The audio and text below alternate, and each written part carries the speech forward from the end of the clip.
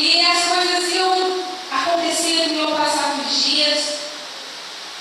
E nós passamos por muitas coisas lá dentro do CTM, momentos de oração, momentos que marcaram muito a minha vida, aulas que marcaram muito a minha vida.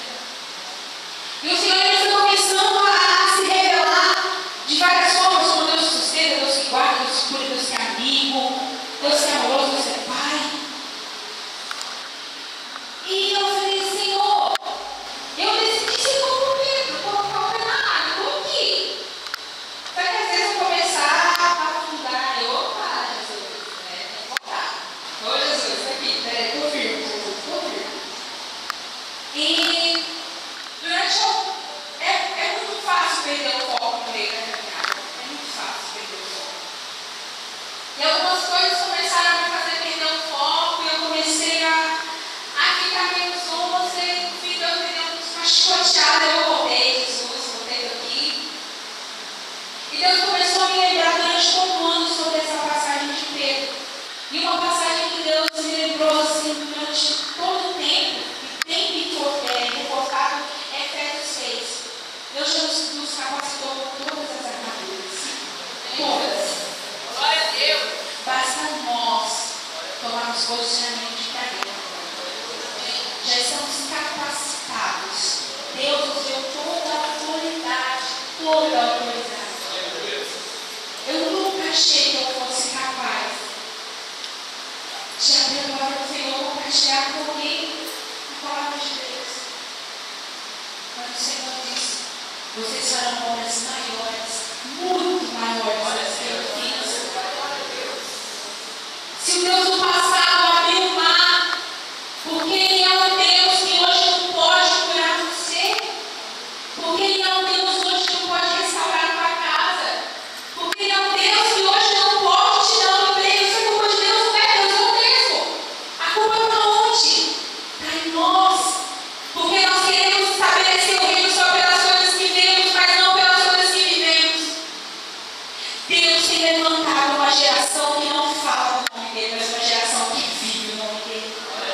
Uma geração que vive o Senhor, uma geração que lê a palavra, uma geração que ora, uma geração que ama o próximo, uma geração que ama tanto o próximo, a ponto de deixar tudo e falar: eu vou seguir a Jesus porque eu quero ajudar aquela pessoa. Uma das experiências mais fortes que eu tive, eu me confrontava muito quando eu via na televisão esses negócios de homens que abusavam de crianças. Eu falei: meu Deus, eu acho que eu nunca vou ter coragem de chegar para um abusador, para um pedófilo e dizer que Jesus ama ele. Porque para mim isso não tem verdade. Então eu me confrontava muito sobre isso. Deus sempre me falava: isso não é amor. O meu amor supera qualquer coisa. Se o coração dele estiver realmente arrependido, eu posso sim perdoar ele. Eu realmente posso perdoar ele pelo que ele fez. E eu não, Senhor, mas não é possível. A gente na nossa justiça humana, né? Não, Senhor, mas isso não pode. E eu sempre me confrontei em relação a isso. E no meu estágio final, eu nunca nenhum aluno vai para o seu próprio estado. E eu fui para o meu próprio estado.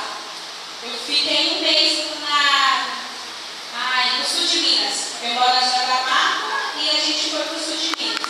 Nós fomos um mês numa cidade chamada Varginha. Alguém conhece Varginha? Cidade de ET? Pessoal? ET para tudo quanto é lado, Varginha. E nós ficamos um mês lá. E um filho do pastor da igreja que nós estávamos de trabalho na cadeia há 6 anos. E ele falou assim: eu vou levar vocês lá no presídio. E nós batizamos 10 presos lá. Foi um momento assim, sensacional. A gente batizar dentro do presídio, assim, foi lindo. E no primeiro dia, nós fomos e eles liberaram algumas aulas masculinas, não podiam liberar, todos liberaram algumas.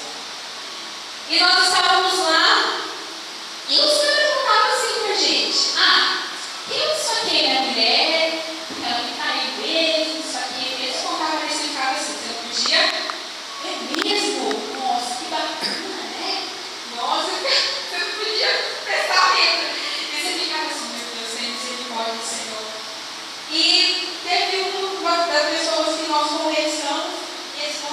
batizou. E um deles eu conversei muito com ele.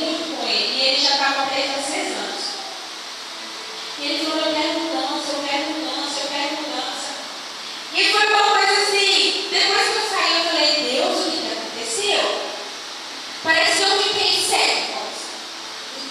Olha, por Deus, não era eu que estava ali, se fosse eu olhei dentro dos olhos dele e disse, o seu pecado não é menor do que o meu.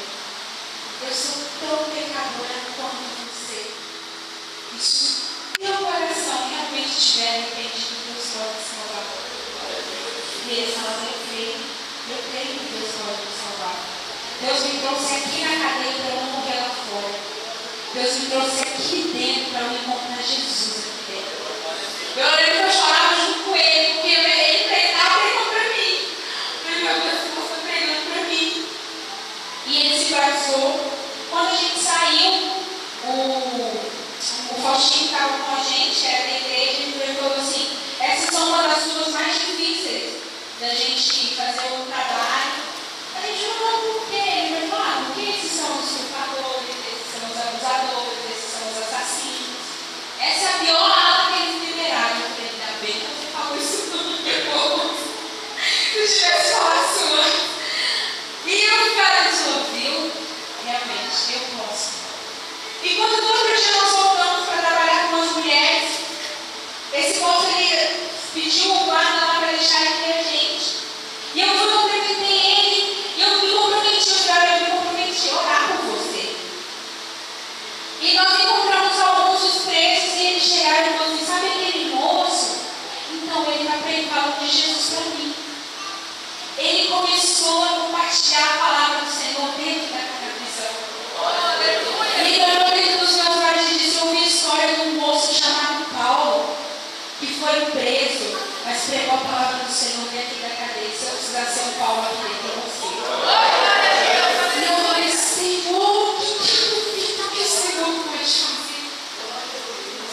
O reino do Senhor tem que ser estabelecido dentro do meu coração. Eu não vivo pelo que vejo, mas eu vivo pelo que eu creio. Aleluia! Você vive pelo que você crê.